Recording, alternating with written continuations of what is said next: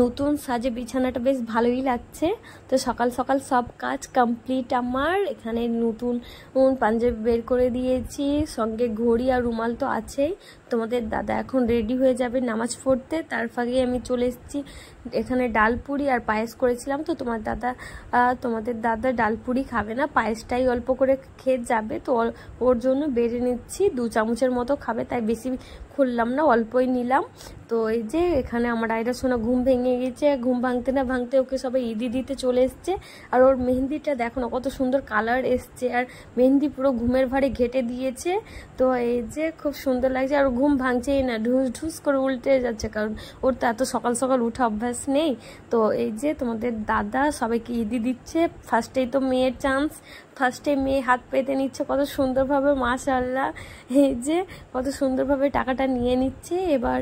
আর ওর দিদিভাইও দিয়েছে টাকা, ওর দাদুও দিয়েছে, ওটা তোমাদের সঙ্গে তুলে ধরা হয়নি। আর এই যে আমিও চাইছি, তো ফার্স্টে ওর বড় মাকে দিল, মানে আমার শাশুড়িকে দিল, তারপর আমাকে দিল। তার ফাঁকে চলে এসেছিল বড় শ্বশুর, মানে আয়রার বড় দাদু ভাই, তো দিচ্ছিল।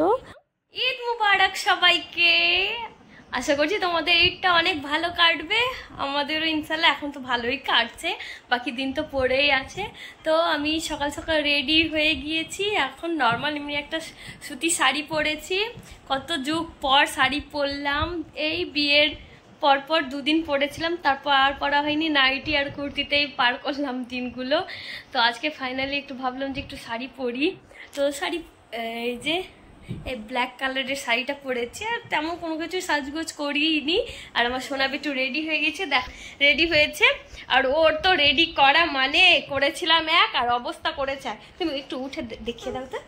এই যে যা, তোমার মালাটা কি হয়েছে, পড়ে গেল। এই যে সবাইকে একটু হাই করে দাও, সবাইকে মেহেন্দি দেখাতে এসে এখানে এসে মেহেন্দি দেখাও। আলহামদুলিল্লাহ কোরবানিটা খুব সুন্দরভাবেই হলো। তো আমি ভিডিওর মাধ্যমে তোমাদের সঙ্গে কোনো কিছু তুলে ধরলাম না, তার ফাঁকে আমি পোলাও করেছিলাম, তো সেটাই দেখাচ্ছি।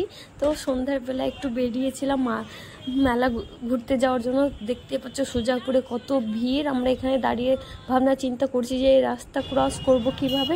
তো আমাদের দাদা তো গলি গলি দিয়ে নিয়ে গিয়েছিল, তো অনেক ভিড়।